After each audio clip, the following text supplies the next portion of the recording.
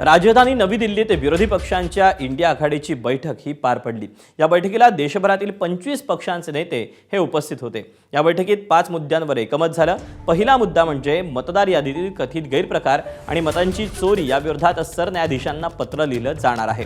दुसरा मुद्दा म्हणजे नीट यूजी पेपरफुटी प्रकरणात केंद्रीय शिक्षण मंत्री धर्मेंद्र प्रधान यांनी तात्काळ राजीनामा द्यावा अशी मागणी करण्यात आली। तिसरा मुद्दा देशातील आर्थिक परिस्थितीवर चर्चा करण्यासाठी सर्वपक्षीय बैठक बोलावण्याचा आहे आणि चौथा मुद्दा म्हणजे इंडिया आघाडीची बैठक दर 2 महिन्यांनी होईल आणि पुढील बैठक 8 ऑगस्ट रोजी हैदराबाद इथे आयोजित करण्यात आली। तर पाचवा मुद्दा म्हणजे संसदेत सर्व विरोधी पक्षांमधील समन्वय कायम ठेवण्याचा। या बैठकीला उद्धव ठाकरे आणि हेमंत सोरेन हे ऑनलाईन सहभागी झाले होते। एबीपी माझा, उघडा डोळे बघा नीट।